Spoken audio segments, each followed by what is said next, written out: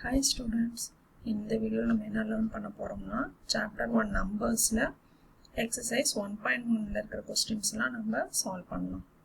So first question parunga, fill in the blanks. Adha enna kuduthirukanga, the smallest 7 digit number is enna nu ketirukanga. The smallest 2 digit number வந்து என்னது உங்களுக்கு தெரியும் இல்லையா, smallest 2 digit number வந்து 10. இப்போ 3 digit number வந்துட்டு smallest 3 digit number 100.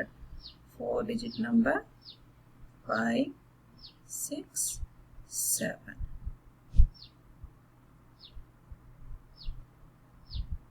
So புரிஞ்சுதா உங்களுக்கு? The smallest 7 digit number வந்து எப்படி போகணும் புரிஞ்சுதா உங்களுக்கு?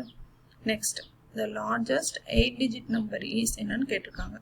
அப்போ the largest 1 digit number வந்து என்னது 9 தானே.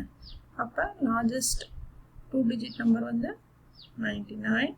இப்படியே நீங்க வந்து 89 போட வேண்டியதுதான்.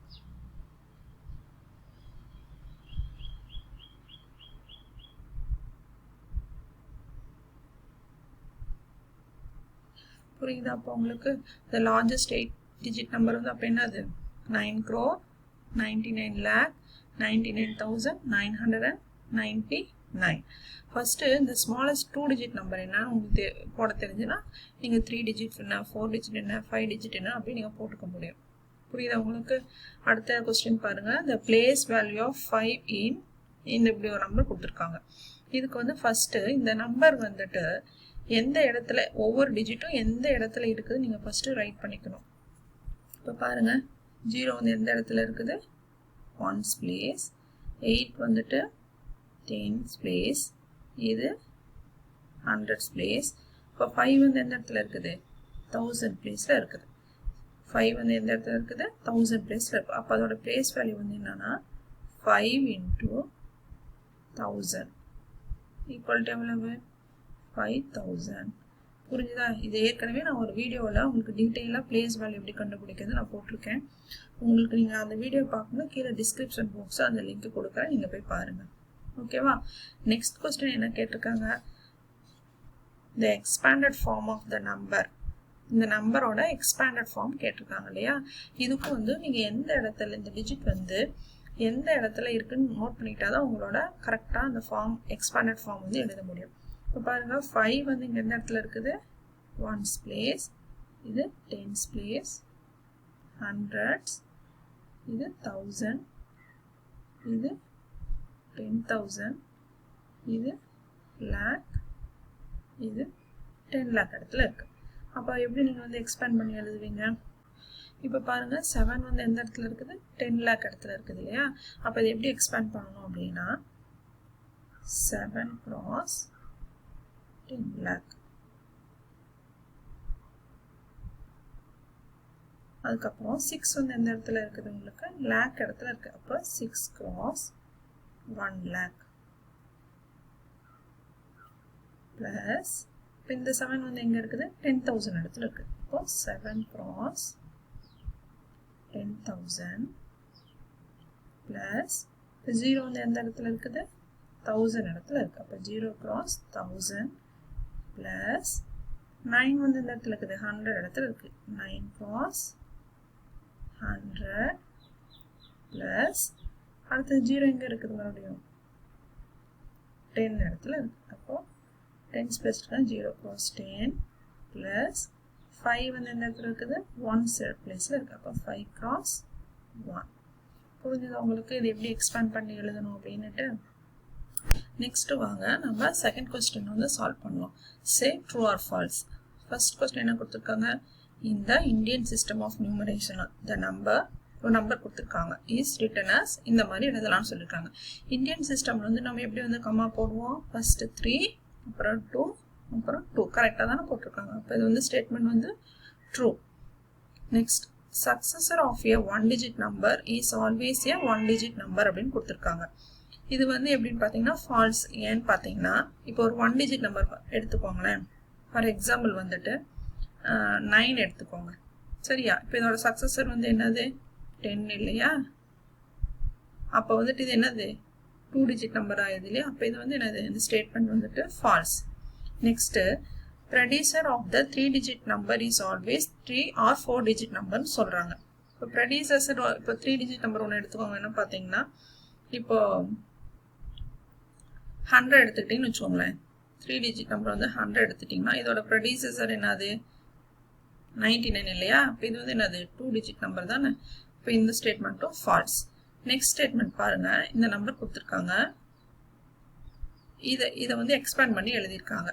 எழுதும்போது என்ன பண்ணியிருக்காங்கன்னா இது வந்து 10,000 இடத்துல இருக்கனால கரெக்டாக போட்டிருக்காங்க. நெக்ஸ்ட் வந்து என்ன பண்ணணும், இந்த 8 வந்து 1000 இடத்துல இருக்குது. அதை அவங்க வந்து மென்ஷன் பண்ணவே இல்லை. அப்போ இங்கே என்ன போட்டிருந்துருக்கணும், ப்ளஸ் 8 × 1000 விட்டுட்டாங்க. ஸோ அப்போ இந்த ஸ்டேட்மெண்ட்டும் என்னது ஃபால்ஸ். புரிஞ்சுதா உங்களுக்கு?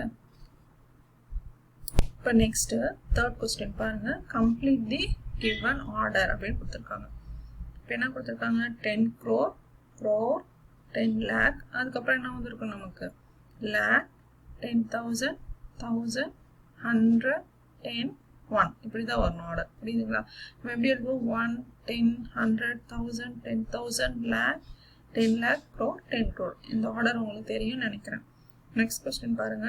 How many 10,000 are there in the smallest 6-digit number அப்படின்னு போயிட்டுருக்காங்க.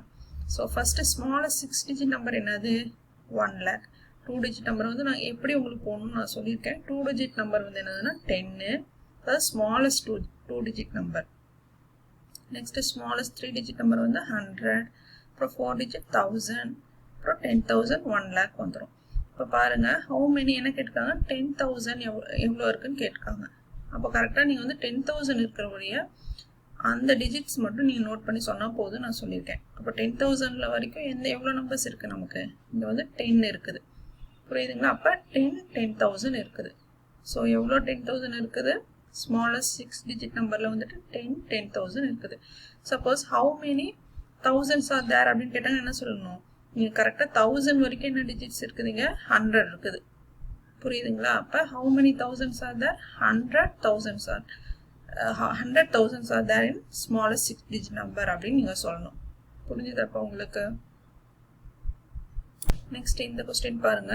Using the digits 52073 form the largest 5-digit number and the smallest 5-digit நம்பர்னு கொடுத்துருக்காங்க. இப்போ எப்படி வந்து நீங்கள் லார்ஜஸ்ட் 5-digit நம்பர் ஃபார்ம் பண்ணுவீங்க அப்படின்னா, ஃபஸ்ட்டு இருக்கிற இந்த டிஜிட்ஸ் இருக்குது இல்லையா, இந்த டிஜிட்ஸில் ஃபஸ்ட்டு எந்த டிஜிட் வந்து பெருசு, 7, next இது 5, next 3, next 2, 0. புரியுதுங்களா? நீங்கள் இப்படி தான் வந்து லார்ஜஸ்ட், இதுதான் வந்து லார்ஜஸ்ட் 5-digit நம்பர். அதாவது இந்த டிஜிட்ஸில் நீங்கள் இப்படி தான் ஃபார்ம் பண்ண முடியும். அடுத்த ஸ்மாலஸ்ட் 5-digit நம்பர் எப்படி ஃபார்ம் பண்ணணும் அப்படின்னா, இப்போ இருக்கிறதுலே வந்து ஸ்மாலஸ்ட் டிஜிட் வந்து இங்கே என்னது 0 தான். ஆனால் இங்கே நீங்கள் 0 ஃபஸ்ட்டு போடக்கூடாது. நீங்கள் போட்டீங்கன்னா அது வந்து என்ன ஆயிரும், 4-digit நம்பராக ஆயிரும். புரியுதா உங்களுக்கு?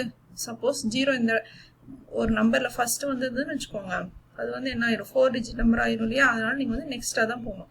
ஸோ அடுத்த ஸ்மாலஸ்ட் நம்பர் என்னன்னு நீங்கள் பார்க்கணும். அடுத்த ஸ்மாலஸ்ட் நம்பர் வந்து என்னது, இங்கே 2, அதுக்கப்புறம் நீங்கள் 0 போட்டுக்கணும்.